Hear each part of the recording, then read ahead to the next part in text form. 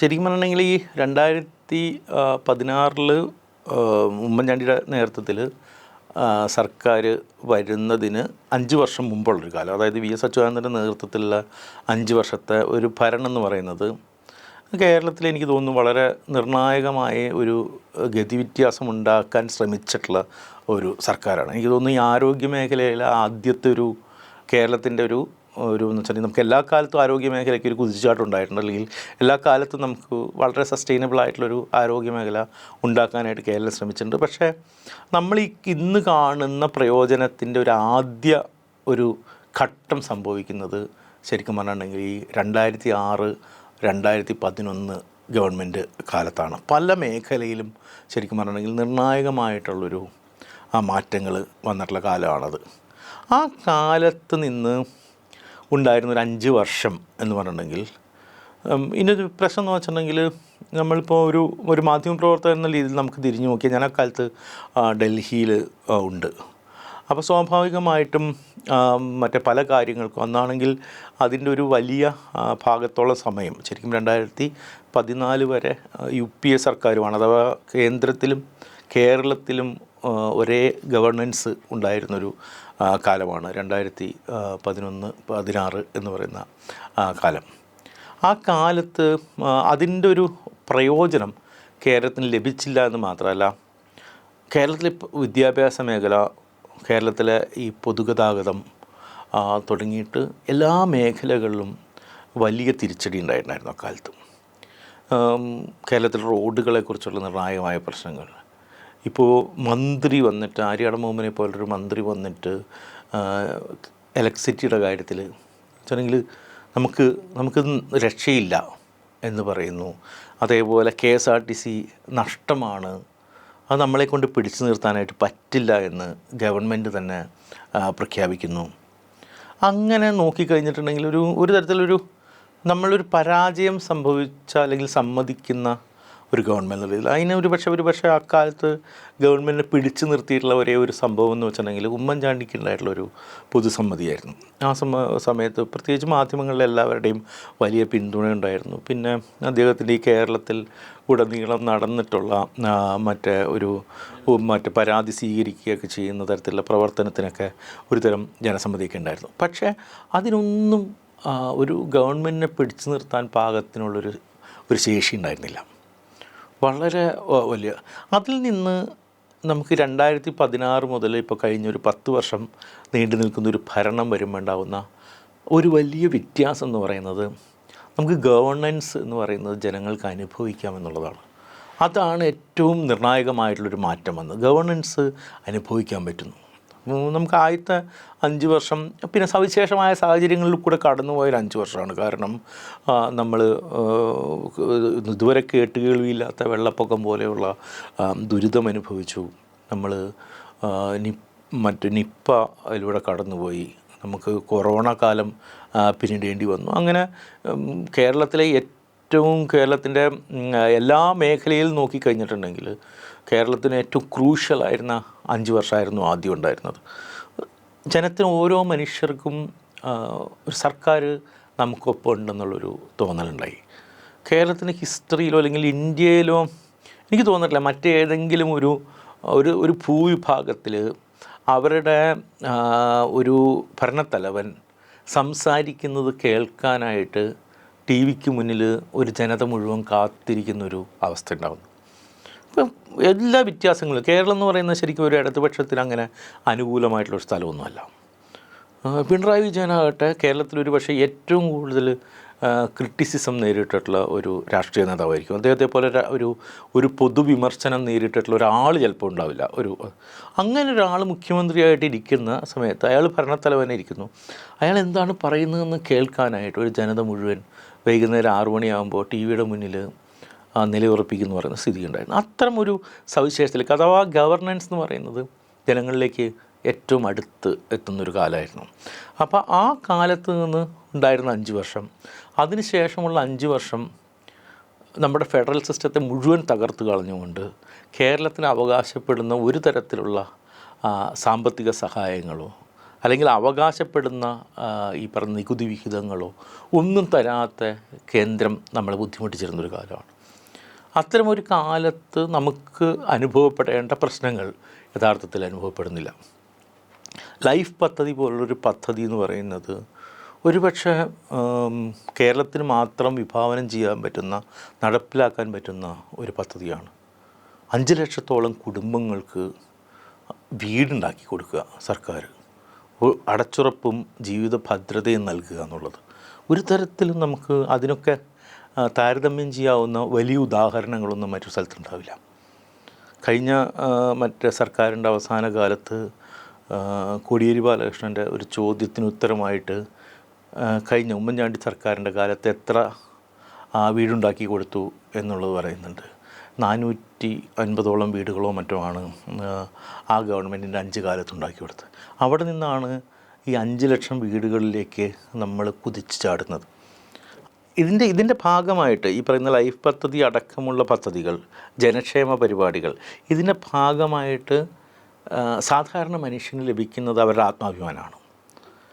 നമുക്ക് അറിയാവുന്ന പോലെ തന്നെ കേരളത്തിൽ നിർമ്മിച്ച് നൽകിയിട്ടുള്ള ഒരു വീടിൻ്റെ പുറത്തും ഈ പറയുന്ന പ്രധാനമന്ത്രിയുടെ പേരോ മുഖ്യമന്ത്രിയുടെ പേരോ അല്ലെങ്കിൽ കോൺഗ്രസിൻ്റെ മറ്റ് തെലുങ്കാനയിൽ നിർമ്മിച്ചു കൊടുത്തതുപോലെയുള്ള ഏതെങ്കിലും തരത്തിലുള്ള ഇന്ദിര ഇല്ലം എന്ന് എഴുതി വച്ചിട്ടുള്ള ത്രിവർണ്ണ ഛായ അടിച്ചിട്ടുള്ള വീടുകളോ ഒന്നുമല്ല. ആളുകൾക്ക് അവരുടെക്ക് അഭിമാനത്തോടെ താമസിക്കാൻ പറ്റുന്നൊരു വീട്, ആ വീട് മാത്രം. ഇപ്പം മുണ്ടക്കൈ ചുരൽമല പദ്ധതി നമ്മളൊന്ന് എടുത്തു നോക്കുക. എടുത്തു നോക്കിക്കഴിഞ്ഞാൽ അവിടെ വീട് മാത്രമല്ല, അതൊരു ആവാസ വ്യവസ്ഥയാണ് ഉണ്ടാക്കി കൊടുക്കുന്നത്. അവിടെ കളിസ്ഥലമുണ്ട്, അവിടെ പ്രാഥമിക ആരോഗ്യ കേന്ദ്രമുണ്ട്, അവിടെ ഒരു മനുഷ്യർക്ക് ജീവിക്കാൻ വേണ്ട ജീവിത പരിസരമാണ്. അതൊരു വീട് മാത്രമല്ല. അപ്പോൾ എന്ന് വെച്ചിട്ടുണ്ടെങ്കിൽ അത് അവരുടെ ഒരു അഭിമാനം കൂടിയാണ് സംഭവം ഉണ്ടാകുന്നത്. ഇപ്പോൾ ഇവിടുത്തെ സാധാരണ മനുഷ്യർക്ക് കിട്ടുന്ന ഈ മറ്റേ ഈ പറയുന്ന പെൻഷൻ പദ്ധതിയായിട്ട് കിട്ടുന്ന ഈ ക്ഷേമ പരിപാടികളുടെ കൂടെ കിട്ടുന്ന പണം എന്ന് പറയുന്നത് അവർക്ക്, പ്രായമായ മനുഷ്യർക്ക് അവരവരുടെ ജീവിതത്തിൽ അവരുടെ മക്കളെ ആശ്രയിക്കാതെ അവർക്കിഷ്ടമുള്ള, ചിലർക്ക് മറ്റൊരു ഇതിനു വേണ്ടിയിട്ട് നിത്യജീവിതത്തിന് വേണ്ടി ഉപയോഗിക്കുന്ന ആളുകളുണ്ടാവും. ചിലർ അതായിരിക്കില്ല, ചിലർ മറ്റേ പള്ളികളിലോ ക്ഷേത്രത്തിനോ പോകാനായിട്ട് ഉപയോഗിക്കുന്ന ആളുകളുണ്ടാവുമായിരിക്കും. മറ്റെന്തെങ്കിലും കാര്യത്തിൽ അവരുടെ സന്തോഷത്തിനും അവരുടെ ആത്മാഭിമാനത്തിനും ഉള്ളൊരു അംഗീകാരം കൂടിയായിട്ടാണ് ഈ തുക കിട്ടുന്നത്. അഥവാ ഈ സർക്കാരിൽ നിന്ന് കിട്ടുന്നൊരു തുകയ്ക്ക് നമ്മൾ അർഹരാണ്, നമ്മൾ ഈ നാട്ടിലെ മനുഷ്യരാണ് എന്നുള്ള രീതിയിൽ. ആ രീതിയിൽ നോക്കിക്കഴിഞ്ഞിട്ടുണ്ടെങ്കിൽ കേരളത്തിലെ മനുഷ്യർക്ക് പലതരത്തിലുള്ള അഭിമാനത്തിനുള്ള ഒരു വകയുണ്ട്. പല ഇൻഡെക്സുകളിലും കേരളം ഇക്കാലത്ത് നാഷണൽ ആവറേജിന് എത്രയോ മുകളിലാണ്. നമുക്ക് യൂറോപ്പിലെ ആരോഗ്യ അവസ്ഥകളോട് കിടപിടയ്ക്കാവുന്ന ഒരു ആരോഗ്യ സംവിധാനം നമ്മളുണ്ട്. നമ്മുടെ പൊതുവിദ്യാഭ്യാസം എന്നുള്ളത് സാർവത്രികവും സൗജന്യവുമായിട്ട് ലഭിക്കുന്നു എന്ന് മാത്രമല്ല, അതിൽ അഭിമാനത്തിൻ്റെ അളവുകളുണ്ട്. കുട്ടികളെ ഫീസ് കൊടുക്കാത്തതിൻ്റെ പുറത്ത് ക്ലാസ്സിൽ എഴുന്നേൽപ്പിച്ച് നിർത്താനായിട്ട് പറ്റില്ല. ഏതെങ്കിലും തരത്തിലുള്ള മറ്റേ കുട്ടികളുടെ വിനോദയാത്രാ പദ്ധതികളിൽ ഒരു കുട്ടിക്ക് പണമില്ല എന്നുള്ളതുകൊണ്ട് അവരെ അതിൽ നിന്ന് ഒഴിവാക്കാൻ പറ്റില്ല. തുടങ്ങിയിട്ട് ഏറ്റവും അടിസ്ഥാനപരമായിട്ട് മനുഷ്യന് ഒരു ആശ്വാസം നൽകുന്ന പല പരിപാടികളും കൊണ്ടുപോയിട്ടുണ്ട്. അതുകൊണ്ട് തന്നെ ആളുകൾക്ക് അഭിമാനം പകരുന്ന തരത്തിലുള്ള പല നടപടികളും ഈ സർക്കാരിൻ്റെ ഭാഗത്തു നിന്നുണ്ടായിട്ടുണ്ട് എന്നുള്ള കാര്യത്തിൽ യാതൊരു സംശയമില്ല. ഈ കേരളം വളരെ വ്യത്യസ്തമായിട്ട് നിൽക്കുന്നതിന് ഏറ്റവും പ്രധാനപ്പെട്ട ഒരു കാരണം എന്ന് പറഞ്ഞിട്ടുണ്ടെങ്കിൽ, നമ്മൾ വർഷങ്ങളായിട്ട് ആർജിച്ചെടുത്തിട്ടുള്ള പലതരത്തിലുള്ള ഗുണങ്ങളുണ്ട്, നമ്മുടെ വിദ്യാഭ്യാസ പരിപാടികളുണ്ട്, എല്ലാം ഉണ്ട്. അതിനൊക്കെ അപ്പുറത്തേക്ക് ഈ പുറത്തു നിന്നുള്ള സമ്മർദ്ദങ്ങൾ, അല്ലെങ്കിൽ ഈ കേന്ദ്ര സർക്കാരിൻ്റെ വളരെ അനീതി നിറഞ്ഞ സമീപനങ്ങൾ, ഇതെല്ലാം കേരളത്തിനുണ്ടായിട്ടും കേരളം നമുക്കറിയാവുന്ന പോലെ തന്നെ വലിയ വ്യവസായ മാറ്റങ്ങൾക്ക് സാധ്യതയുള്ള സ്ഥലമല്ല. കാരണം കേരളത്തിൽ സ്ഥലമില്ല. എന്നിട്ട് പോലും ഇവിടെ വ്യവസായ സൗഹൃദമായിട്ടുള്ളൊരു അന്തരീക്ഷം ഉണ്ടാക്കാനായിട്ട് കഴിഞ്ഞ കുറച്ച് കാലങ്ങൾക്കുള്ളിൽ സാധിച്ചു. നമുക്ക് IT പല സ്ഥലങ്ങളിലേക്കുമുള്ള വ്യവസായ പരിപാടികളിലേക്ക് ഇവിടേക്ക് വന്നു. നമ്മളുടെ ഒരു കേരളം കുറേ കൂടി വ്യവസായ സൗഹൃദമായി, കുറേ കൂടി ജനങ്ങൾക്ക് ജീവിക്കാൻ പറ്റുന്ന സ്ഥലമായി മാറി. ഇതെല്ലാം ആയിരിക്കുമ്പോഴും കേരളത്തിനെതിരെ സ്വാഭാവികമായിട്ടും വലിയ പ്രചരണം ഉണ്ടാകുന്നുണ്ട്. കാരണം എന്ന് വെച്ചിട്ടുണ്ടെങ്കിൽ മറ്റ് സംസ്ഥാനങ്ങളുമായിട്ട് താരതമ്യപ്പെടുത്താൻ പറ്റാത്ത വിധത്തിൽ വളരെ സ്ട്രോങ് ആയിട്ടുള്ള ഒരു രാഷ്ട്രീയ അവബോധം ഇവിടെ നിലനിൽക്കുന്നുണ്ട്. ഇവിടെ ഇപ്പോഴും സംഘപരിവാറിന് വലിയ തോതിലുള്ള ഒരു വേരുണ്ടാക്കാനായിട്ട് പറ്റിയിട്ടില്ല.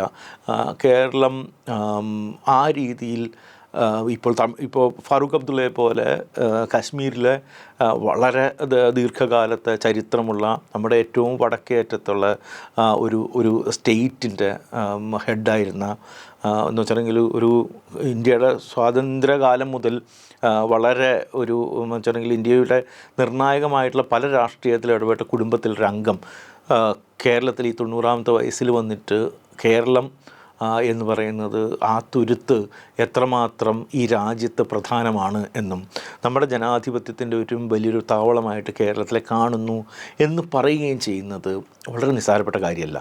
അത് ദേശീയ തലത്തിൽ സംഘപരിവാറിന് വലിയൊരു ഭീഷണി. അതുകൊണ്ടാണ് കേരളത്തിലെ 20 സീറ്റുകളെ ചൊല്ലിയല്ല അവരെ പ്രശ്നം, മറിച്ച് കേരളം ഒരു വ്യത്യസ്തമായ ഒരു അനുഭവമാണെന്നും രാഷ്ട്രീയമാണെന്നും ദേശീയ തലത്തിൽ മതേതര ജനാധിപത്യവാദികൾക്കിടയിലുള്ള ഒരു വിശ്വാസമുണ്ടല്ലോ, ആ വിശ്വാസത്തിനെ തകർക്കാനാണ് ഈ കേരള സ്റ്റോറികൾ വരുന്നത്. അത് കർണാടകയിൽ പ്രത്യേകിച്ച് കാര്യമൊന്നും ഉണ്ടാവില്ല. കർണാടകയിലെ രാഷ്ട്രീയത്തിൻ്റെയോ സ്വഭാവമോ, കർണാടകയിൽ BJPയും കോൺഗ്രസും മാറി മാറി ഭരിക്കുന്നുണ്ട്. രണ്ട് കൂട്ടർക്കും ചില സമയത്ത് അടിസ്ഥാനപരമായിട്ട് ഒരേ സ്വഭാവം പുലർത്തുന്ന ആളുകളുണ്ട്. ഇപ്പോൾ നമുക്കറിയാവുന്ന പോലെ തന്നെ മധ്യപ്രദേശിലും ഛത്തീസ്ഗഡിലും രാജസ്ഥാനിലുമെല്ലാം ഈ കോൺഗ്രസും BJPയും മാറി മാറി ഭരിക്കാറുണ്ട്. പക്ഷേ ഇവരുടെ രാഷ്ട്രീയ ധാരകൾ പല സമയത്തും ഒരേപോലെ ഇരിക്കും. ഇപ്പോൾ മധ്യപ്രദേശിൽ സന്യാസിമാരെ തന്നെ മുൻനിർത്തിയായിരുന്നു മറ്റേ ഇലക്ഷനിലേക്ക് കൊണ്ടുപോകാനായിട്ട് കോൺഗ്രസ് ശ്രമിച്ചത്. ബാബരി മസ്ജിദ് അതിൻ്റെ അവിടെ പള്ളിക്ക് രാമക്ഷേത്രം ഉണ്ടാക്കാനായിട്ട് ഞങ്ങളാണ് കൂടുതൽ പ്രയത്നിച്ചത് എന്ന് കോൺഗ്രസ് ആ സമയത്ത് അവിടെ വാദിച്ചിരുന്നു. അപ്പോൾ അത്തരം കാര്യങ്ങൾ നടക്കുന്നു. പക്ഷേ ഇവിടെ അതല്ല, മറിച്ച് ഇവിടെ BJP പൂർണ്ണമായിട്ടും അവരുടെ നരേറ്റീവ്സിനെ പുറത്ത് നിർത്തിയിട്ടാണ് കേരളത്തിൽ അടിസ്ഥാനപരമായിട്ടുള്ള ചർച്ച പോലും ആരംഭിക്കുന്നത്. അതുകൊണ്ട് തന്നെ കേരളത്തിനെതിരെയുള്ള വലിയ തോതിലുള്ള ഹെയ്റ്റ് ക്യാമ്പയിൻ നടക്കും. മാത്രമല്ല ഇന്ത്യയിൽ ഒരുപക്ഷെ മുസ്ലിം സമൂഹം സുരക്ഷിതമായിട്ട് ജീവിക്കുന്ന, അവരുടെ ഇച്ഛ പോലെ ജീവിക്കുന്ന ഒരേ ഒരു സ്ഥലമായിരിക്കും കേരളം. എന്ന് വെച്ചിട്ട് മറ്റേ പരിപൂർണമായും ഒരു മറ്റേ പ്രശ്നരഹിതമായ ഒരു സംസ്ഥാനമാണ് കേരളം എന്നൊന്നും ആർക്കും പറയാൻ പറ്റില്ല. കാരണം എന്ന് വെച്ചിട്ടുണ്ടെങ്കിൽ ഒരു ഭരണവും അങ്ങനെയില്ല. നമ്മൾ എങ്ങനെയാണ് ഭരണത്തെ കാണുന്നത്, നമ്മൾ എങ്ങനെയാണ് ഒരു നാട്ടിലെ ഭരണവ്യവസ്ഥ കാണുന്നത്? ഒന്നുകിൽ ആ നാട്ടിലെ മുൻകാല ഭരണങ്ങളുമായിട്ട് താരതമ്യപ്പെടുത്തി നോക്കിയിട്ട്, അല്ലെങ്കിൽ ഈ നാട്ടിലെ മറ്റ് സ്റ്റേറ്റുകളിലെ ഭരണങ്ങളുമായിട്ട് താരതമ്യപ്പെടുത്തി, അങ്ങനെ നമുക്ക് ഒരു വ്യവസ്ഥയെ കാണാൻ പറ്റുള്ളൂ. അല്ലാതെ ലോകത്തിലെ ഏറ്റവും മികച്ച ഭരണം നടക്കുന്ന സ്ഥലമാണ് കേരളം എന്നോ, ഇവിടെയുള്ള മനുഷ്യർക്ക് യാതൊരു പ്രശ്നമില്ലെന്നോ, ഇവിടുത്തെ ദളിതരും മുസ്ലിങ്ങളും യാതൊരു തരത്തിലുള്ള വിവേചനം നേരിടുന്നില്ല ഇല്ല എന്നോ ഒന്നും നമുക്ക് പറയാൻ പറ്റില്ല. അതെല്ലാം ഉണ്ട്, അത്തരം പ്രശ്നങ്ങളെല്ലാം ഉണ്ട്. പക്ഷേ അതിനെ നമ്മൾ ഇന്ത്യയിലെ മറ്റു വിഭാഗങ്ങളുമായിട്ട് സ്ഥലങ്ങളുമായിട്ട് താരതമ്യപ്പെടുത്തി നോക്കുമ്പോൾ ഇവിടെ കുറവാണ്. മുൻ ഭരണകാലങ്ങളെ അപേക്ഷിച്ച് നോക്കിക്കഴിഞ്ഞിട്ടുണ്ടെങ്കിൽ ഇവിടെ മെച്ചപ്പെട്ടൊരു ജീവിതമാണ് നമുക്കുള്ളത്. ഈ സമയത്തും നമുക്കറിയാവുന്ന പോലെ തന്നെ ഒരു നരേറ്റീവ് ഉണ്ടാക്കാനായിട്ട് ശ്രമിക്കുന്നുണ്ട്. ഈ നരേറ്റീവ് എന്ന് പറഞ്ഞിട്ടുണ്ടെങ്കിൽ ആ നരേറ്റീവ് വെച്ച് മാത്രമാണ് ഇവിടെ കേരളത്തിലെ ഇടതുപക്ഷത്തിനെ തകർക്കാനായിട്ട് പ്രതിപക്ഷത്തിന് കഴിയുക. കാരണം വെച്ചാൽ ഒരേ ഒരു നരേറ്റീവാണ് വിജയിക്കുന്നത്. അത് എന്ന് പറയുന്നത് BJPയുമായിട്ട് കമ്പയർ ചെയ്യുക എന്നുള്ളതാണ്. നമുക്ക് കഴിഞ്ഞ രണ്ട് പാർലമെൻറ്റ് ഇലക്ഷൻസ് അറിയാം. ഈ രണ്ട് പാർലമെൻറ്റ് ഇലക്ഷൻസിലും കോൺഗ്രസിനെ വിജയിപ്പിക്കുന്നത് കോൺഗ്രസിൻ്റെ എന്തെങ്കിലും സവിശേഷമായ ഒരു ഗുണം കൊണ്ടോ കോൺഗ്രസ്സിന് കേരളത്തിലുള്ള വലിയ വേരോട്ടം കൊണ്ടോ അല്ല, മറിച്ച് കേരള സമൂഹത്തിൻ്റെ BJP ആയിട്ടുള്ള സംഘപരിവാറായിട്ടുള്ള ഒരു രാഷ്ട്രീയ ബോധം കൊണ്ടുകൂടിയാണ്. കേരളം ഒന്നടങ്കം നിന്നിട്ട് കേന്ദ്രത്തിൽ ഏതെങ്കിലും തരത്തിൽ BJP സർക്കാരിനെ അട്ടിമറിക്കാനായിട്ടൊരു സാധ്യതയുണ്ടെങ്കിൽ അതിന് കേരള ജനതയുടെ സംഭാവന കുറയരുത് എന്നുള്ളത് ഓരോരുത്തരും വിചാരിച്ചിട്ടാണ് ഈ തരത്തിൽ ഒരു വോട്ടുകൂടൽ നടക്കുന്നത്. അത്തരത്തിൽ ഒരു സംഘപരിവാർ വിരുദ്ധമായ ഒരു രാഷ്ട്രീയ മനസ്സുള്ള കേരളത്തിനെ ഇടതുപക്ഷത്തിന് തോൽപ്പിക്കാനുള്ള ഒരേ ഒരു മാർഗം എന്ന് വെച്ചിട്ടുണ്ടെങ്കിൽ അതിനെ സംഘപരിവാറുമായിട്ട് താരതമ്യപ്പെടുത്തുക എന്നുള്ളതാണ്. പിണറായി വിജയനെ മുണ്ടുടുത്ത മോഡിയാക്കുക. അതിനിവർക്ക് യാതൊരു തരത്തിലുള്ള എളുപ്പബുദ്ധിയാണ്. ഇവർക്ക് ഫാഷിസത്തെക്കുറിച്ചിട്ട് യാതൊരു ധാരണയില്ലാത്തതുകൊണ്ടോ അല്ലെങ്കിൽ ഫാഷിസത്തിനോട്ട് വേറെ തരത്തിൽ സമരസപ്പെട്ടു പോയതുകൊണ്ടാണ് അത്തരത്തിലൊരു കാര്യം ചെയ്യുന്നത്. ഒരു കാരണവശാലും താരതമ്യപ്പെടുത്താൻ പറ്റും. ഇപ്പോൾ കഴിഞ്ഞ ദിവസം മോഹൻലാലും മുഖ്യമന്ത്രിയുമായിട്ടുള്ള ഒരു അഭിമുഖത്തിന് ഒരു മുതിർന്ന ജേർണലിസ്റ്റ് അടക്കമുള്ള ആളുകൾ മറ്റേ അക്ഷയ് കുമാറും നരേന്ദ്രമോദിയുമായിട്ടുള്ള അഭിമുഖവുമായിട്ട് താരതമ്യപ്പെടുത്തിയിട്ടുണ്ടായി. ശരിക്കും പറഞ്ഞിട്ടുണ്ടെങ്കിൽ ഈ നിരുത്തരവാദിത്വം എന്നാണോ നമ്മൾ വിളിക്കേണ്ടത്, നേവിറ്റി എന്നാണോ നമ്മൾ വിളിക്കേണ്ടത് എന്നറിയാൻ പാടില്ല. അതൊരു തരത്തിലുള്ള രാഷ്ട്രീയ വിദ്യാഭ്യാസത്തിൻ്റെ കുറവായിട്ട് നമുക്ക് ചിലപ്പോൾ തോന്നിപ്പോവും. കാരണം ഒരു കാരണവശാലും താരതമ്യപ്പെടുത്താൻ പറ്റാത്ത രണ്ട് രാഷ്ട്രീയ ധാരകളാണ്. രണ്ടാമത്തെ കാര്യം, ഇത് ഈ ഒരു തരത്തിൽ ഇവിടെ അനുദിനം എന്നോണം ഇവിടെ മാധ്യമങ്ങളുമായിട്ട് ഇടപഴകിയിരുന്ന ഒരാളാണ് കേരളത്തിലെ മുഖ്യമന്ത്രി. ഒരു കഴിഞ്ഞ എത്രയോ വർഷങ്ങളായിട്ട് യാതൊരു അഭിമുഖവും കൊടുക്കാത്ത, ഒരു തരത്തിലും മറ്റേ മാധ്യമങ്ങളെ നേരിടാൻ തയ്യാറല്ലാത്ത, മാധ്യമങ്ങളുടെ ഒരു ലാളനയിൽ മാത്രം ജീവിക്കുന്ന ഒരു ഫാഷിസ്റ്റ് സർക്കാരിൻ്റെ ഹെഡും ഇവിടെയുള്ള സകലമാന മാധ്യമങ്ങളാൽ അനുദിനം വേട്ടയാടപ്പെട്ടുകൊണ്ടിരിക്കുന്ന, അനുദിനം മാധ്യമങ്ങളുമായിട്ട് വീണ്ടും ചർച്ച ചെയ്തുകൊണ്ടിരിക്കുന്ന ഒരു മുഖ്യമന്ത്രി നൽകുന്ന അഭിമുഖവും തമ്മിൽ താരതമ്യപ്പെടുത്തുക. രണ്ട്, അക്ഷയ് കുമാർ എന്ന് പറയുന്നൊരു നടൻ എന്ന് പറയുന്നത് ഈ സംഘപരിവാറിൻ്റെ തണലിൽ മാത്രം വളർന്നു വന്നൊരു സൂപ്പർ സ്റ്റാറാണ്. മോഹൻലാലായിക്കോട്ടെ ഒരു കാലത്തും ഇടതുപക്ഷ ഒരു ആഭിമുഖ്യം പ്രകടിപ്പിക്കാത്ത, ഇടതുപക്ഷത്തിന് വിരുദ്ധമായിട്ടുള്ള, ഇടതുപക്ഷം ഏതൊരാശയത്തെയാണോ മുന്നോട്ട് വയ്ക്കുന്നത് ആ ആശയത്തിന് വിരുദ്ധമായിട്ടുള്ള രാഷ്ട്രീയം ഉള്ള ഒരാളാണ് അദ്ദേഹം. നരേന്ദ്രമോദിയെ മുൻപ് പുകഴ്ത്തി സംസാരിച്ചിട്ടുള്ള ഒരാളാണ്. അങ്ങനെ ഒരാൾ എന്ന് പറയുന്ന മോഹൻലാലിൻ്റെ കേരളത്തിലുള്ള ഒരേ ഒരു പ്രസക്തി എന്ന് പറയുന്നത്, മോഹൻലാൽ കേരളം കണ്ടിട്ടുള്ള, ഇന്ത്യ കണ്ടിട്ടുള്ള ഏറ്റവും മികച്ച നടന്മാരിലൊരാളാണ്. നമ്മുടെ കാലത്ത് ലോകത്ത് തന്നെ ജീവിച്ചിരിക്കുന്ന ഏറ്റവും വലിയ ആർട്ടിസ്റ്റുകളുടെ ഒരാളായിട്ടാണ്. ആ രീതിയിലുള്ളൊരു പ്രസക്തിയാണ് മോഹൻലാലിനുള്ളത്. മോഹൻലാലിനെ അക്ഷയ് കുമാറായിട്ട് താരതമ്യപ്പെടുത്തുന്നത് പോലും ഭയങ്കര അനീതിയാണ്. അതോടൊപ്പമാണ് ഇത്തരത്തിൽ. മാത്രമല്ല, കേരളത്തിൽ ഇത് മുമ്പ് കണ്ടിട്ടുണ്ട്. പ്രതിപക്ഷ നേതാവായിട്ടുള്ള ഉമ്മൻചാണ്ടിയുമായിട്ട് മോഹൻലാൽ അഭിമുഖം നടത്തിയിട്ടുണ്ട്. നേരത്തെ ശ്രീനിവാസനും ഇതേപോലെ തന്നെ പിണറായി വിജയനുമായിട്ടുള്ള അഭിമുഖം വന്നിട്ടുണ്ട്. കേരളത്തെ സംബന്ധിച്ചുള്ള ഒരു പുതുമയുള്ള കാര്യം ഒന്നുമല്ല. പക്ഷേ നരേറ്റീവുകൾക്ക്, അവർക്ക് താല്പര്യമുള്ള നരേറ്റീവുകൾക്കനുസരിച്ച് ഇത്തരത്തിലുള്ളൊരു കാര്യങ്ങളുണ്ടാക്കുക, BJP സിസ്റ്റവുമായിട്ട് ലെഫ്റ്റിനെ കൂട്ടിച്ചേർത്ത് വായിക്കാൻ ശ്രമിക്കുക എന്ന് പറഞ്ഞിട്ടുണ്ടെങ്കിൽ നിരന്തരമായി BJPയുമായിട്ട് യുദ്ധം ചെയ്തുകൊണ്ടിരിക്കുന്ന, കായികമായിട്ട് പോലും BJPയുമായിട്ട് നിരന്തരം ഒരു തരത്തിലെ സംഘർഷത്തിൽ ഏർപ്പെട്ടുകൊണ്ടിരിക്കുന്ന ഇടതുപക്ഷം. രണ്ട്, 1990-കൾ മുതൽ കേരളത്തിൽ ബാബരി പള്ളി ഇഷ്യൂ ഇന്ത്യയിൽ ബാബരി പള്ളി ഇഷ്യൂ ആരംഭിക്കുന്നത് മുതലാണ് ഇന്ത്യയിലെ രാഷ്ട്രീയം യഥാർത്ഥത്തിൽ വളരെ പോളറൈസ്ഡ് ആയിട്ടുള്ള രാഷ്ട്രീയമായിട്ട് മാറുന്നത്. അതിനുശേഷം BJPയുമായിട്ട് ഒരു തരത്തിലും സഹകരിക്കാത്ത കോൺഗ്രസ് ഇതര പാർട്ടികളിൽ ഒരുപക്ഷെ ഒരു RJDയോ ഒരു ലെഫ്റ്റിനെയോ മാത്രമേ നമുക്ക് ഇന്ത്യയിൽ ചൂണ്ടിക്കാണിക്കാൻ പറ്റുള്ളൂ. തൃണമൂൽ കോൺഗ്രസ് പോലുള്ള പാർട്ടി ഗുജറാത്ത് ജനസൈഡിൻ്റെ കാലത്ത്, ഗുജറാത്ത് വംശഹത്യയുടെ കാലത്ത് BJPയുടെ മന്ത്രിസഭയിൽ അംഗമായിരുന്ന ആളാണ് മമതാ ബാനർജി. അതിനുശേഷം കാശ്മീരിലെ പാർട്ടികളായിക്കോട്ടെ, ഇവിടുത്തെ പല പാർട്ടികളായിക്കോട്ടെ BJP ഗവൺമെൻറ്റുമായിട്ട് സഖ്യത്തിലേക്ക് പോയിട്ടുണ്ട്, അവരുമായിട്ട് ഒരുമിച്ച് പ്രവർത്തിച്ചിട്ടുണ്ട്. അതില്ലാതിരിക്കുന്ന ഒരേ ഒരു കൂട്ടർ എന്ന് പറയുന്നത് ഇടതുപക്ഷമാണ്. അപ്പോൾ അങ്ങനെയുള്ളൊരു ഇടതുപക്ഷത്തിനെയാണ് ഈ പറയുന്ന രീതിയിൽ ഇപ്പോഴത്തെ BJP എന്ന് പറയുന്നത് പഴയ കോൺഗ്രസ്സുകാരാണെന്ന് അറിയാം. ആ കോൺഗ്രസ്സുകാരുടെ ഭാവനാവിലാസത്തിൽ വരുന്ന കാര്യങ്ങളാണ് പലതും BJPയിൽ നടപ്പായിക്കൊണ്ടിരിക്കുന്നത്. എന്നിട്ടാണ് ഈ പറയുന്ന രീതിയിൽ ഇവിടെ ഈ കോൺഗ്രസിനെ പിന്തുണയ്ക്കുന്ന ആളുകൾ പലതും ഈ ഇടതുപക്ഷത്തെ BJPയുമായിട്ട് താരതമ്യപ്പെടുത്തുന്നത്. അത് കേരളം കണ്ടിട്ടുള്ള ഏറ്റവും ഇറസ്പോൺസിബിളായിട്ടൊരു കാര്യമാണ്. പക്ഷേ നിരന്തരമായിട്ടുള്ള ഈ പ്രചരണം, വളരെ സെൻസിറ്റീവായിട്ടുള്ള ജീവിതമാണ് ഇവിടുത്തെ ഭയങ്കര നശിപ്പിക്കുന്നൊരു ജീവിതമാണ് ഇന്ത്യയിലെ മുസ്ലിങ്ങളുടേത്. അതിപ്പോൾ ഈ പറഞ്ഞ രീതിയിൽ കേരളത്തിലെ മുസ്ലിങ്ങളുടേത് താരതമ്യേന കുറവാണെങ്കിലും അനുദിനം പൗരത്വം നഷ്ടപ്പെടുമെന്നുള്ള ഭീതി അടക്കം നേരിടുന്ന മനുഷ്യരെ സംബന്ധിച്ചിടത്തോളം നിങ്ങളുടെ കൂടെ നിൽക്കുന്ന, നിങ്ങളുടെ കൂടെ ഇതുവരെ ഉണ്ടായിരുന്ന ഒരു മനുഷ്യൻ അയാൾ ഈ പറയുന്ന രീതിയിൽ സംഘപരിവാറിൻ്റെ ആളുകളാണ് എന്നുള്ള നിരന്തര പ്രചരണം വന്നു കഴിഞ്ഞിട്ടുണ്ടെങ്കിൽ അത് അവരുടെ മനസ്സിനെ ബാധിക്കുമെന്നുള്ള കാര്യത്തിൽ സംശയമൊന്നുമില്ല.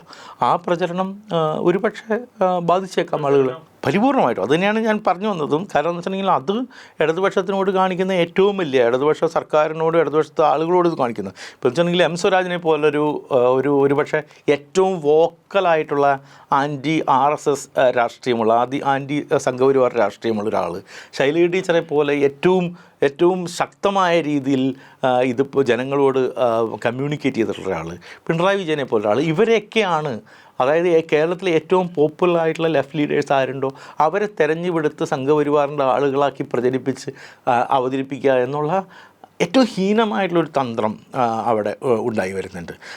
അത് എന്ന് വെച്ചിട്ടുണ്ടെങ്കിൽ കേരളത്തിനെ ഒരു തരത്തിലുള്ളൊരു വിദ്വേഷത്തിൻ്റെ ഒരു സ്ഥലത്തിലേക്ക് കൊണ്ടുപോവുക. ഇവിടെ എല്ലാം മറ്റേ ഹിന്ദു മുസ്ലിം സിസ്റ്റത്തിലേക്ക്, അത് BJP എങ്ങനെയാണോ കേന്ദ്രത്തിൽ ചെയ്യാൻ ശ്രമിക്കുന്നത് അതേപോലെ തന്നെ കേരളത്തിൻ്റെ നരേറ്റീവ് മുഴുവൻ ഈ ഹിന്ദു മുസ്ലിം സംഭവത്തിലേക്ക് മാറ്റുക എന്നുള്ളതാണ്. അതാണ് ഇവിടെ യഥാർത്ഥത്തിൽ BJP ആഗ്രഹിക്കുന്നത്. അത് തന്നെ ആഗ്രഹിക്കുന്ന ആളാണ്, അത് തന്നെയാണ് അവർക്ക് താരത്തിൽ വെച്ച് കൊടുക്കാനായിട്ട് പല നരേറ്റീവുകളും ഇതേപോലെ ഇപ്പോഴത്തെ ഒരു UDFൻ്റെ പുറകിൽ പ്രവർത്തിക്കുന്ന പലരും ചെയ്യുന്നത്. അത് ഭയങ്കര കേരളത്തിനെ സംബന്ധിച്ചോളം വിനാശകരമായിട്ടുള്ള രാഷ്ട്രീയമാണ്. അല്ല, ഇതിലൊരു പ്രശ്നം എന്ന് വെച്ചിട്ടുണ്ടെങ്കിൽ ഇവരുണ്ടാക്കുന്നൊരു നരേറ്റീവ്, അതായത് ഇപ്പോൾ ഇവിടുത്തെ ഒരു കോൺഗ്രസ്സിലെ ഒരു നേതാവ് പോലും ഇവിടുത്തെ ഒരു മുസ്ലിം വിഷയങ്ങളിൽ, ഒരു ദേശീയ മുസ്ലിം പ്രശ്നങ്ങളിൽ, ഈവൻ ദേശീയ പ്രശ്നങ്ങളിൽ ഒന്നടങ്കം യാതൊരു തരത്തിലുള്ള പ്രതികരണം നടത്താറില്ല. രാഹുൽ ഗാന്ധി എന്തെങ്കിലും പറഞ്ഞിട്ടുണ്ടെങ്കിൽ ചിലപ്പോൾ അത് ഷെയർ ചെയ്യുക എന്നതിനപ്പുറത്തേക്ക് പലസ്തീൻ ഇഷ്യൂ ആയിക്കോട്ടെ, പൗരത്വ പ്രശ്നങ്ങളായിക്കോട്ടെ, ഇപ്പോൾ ഉത്തരേന്ത്യയിൽ പല സമയത്തും മുസ്ലിങ്ങൾക്ക് നേരെ നടക്കുന്ന അതിക്രൂരമായിട്ടുള്ള ആക്രമണങ്ങളായിക്കോട്ടെ, കഴിഞ്ഞ പെരുന്നാളിൻ്റെ സമയത്ത് മുസ്ലിങ്ങളെ ഉത്തർപ്രദേശിൽ വെള്ളിയാഴ്ച പെരുന്നാളിൻ്റെ സമയത്തുള്ള വെള്ളിയാഴ്ച നിസ്കരിക്കാനായിട്ട് പുറത്തു പോകാനായിട്ട് അനുവദിച്ചിട്ടില്ല. പള്ളികൾ അടച്ചിടുന്ന ഒരു സ്ഥിതി ഉണ്ടായിരുന്നു. ഹോളിയുടെ ദിവസമായതുകൊണ്ടാണ് ഇവർ പുറത്തിറങ്ങരുത് എന്ന് പറഞ്ഞത്. അതേപോലെ തന്നെ പെരുന്നാളിൻ്റെ സമയത്ത് പള്ളിപ്പുറത്തിനപ്പുറത്തേക്ക് ഒരാളെങ്ങാൻ നിന്ന് നിസ്കരിച്ച് കഴിഞ്ഞിട്ടുണ്ടെങ്കിൽ അവരെ ഇവിടെ വീട്ടിൽ അവരുടെ പാസ്പോർട്ടും റേഷൻ കാർഡും റദ്ദാക്കുമെന്ന് പ്രഖ്യാപിച്ചിട്ടുണ്ടായിരുന്നു. ഉടനീളം ഈ പ്രശ്നം നടക്കുന്ന സമയത്ത് ഇതിനോട് പ്രതികരിക്കുന്നത് ഇടതുപക്ഷമാണ്. ഏറ്റവും കൂടുതൽ പാർലമെൻറ്റിൽ പ്രവർത്തനം നടത്തിയിട്ടുള്ള ഒരാളായിരുന്നു, ഇത് സംസാരിച്ചിട്ടുള്ള ഒരാളാണ് ജോൺ ബ്രിട്ടാസ്. ഈ ജോൺ ബ്രിട്ടാസിനെ നുണ പറഞ്ഞ് ഒരു BJP ആയിട്ടുള്ളൊരു പാലത്തിൻ്റെ ആളായിട്ട് വെച്ചാൽ ഈ നരേറ്റീവ് നമുക്ക് മുഴുവൻ എന്താണ് ജോൺ ബ്രിട്ടാസ് പറഞ്ഞത് എന്നുള്ളത് കേട്ട എല്ലാവർക്കും അറിയാം. പക്ഷേ ഒരു പത്രത്തിൻ്റെ ഡൽഹി ലേഖകൻ ഉണ്ടാക്കിയിട്ടുള്ള നുണക്കഥ ഇവിടെ ആർക്ക് പ്രയോജനം ചെയ്യുന്നതാണിത്?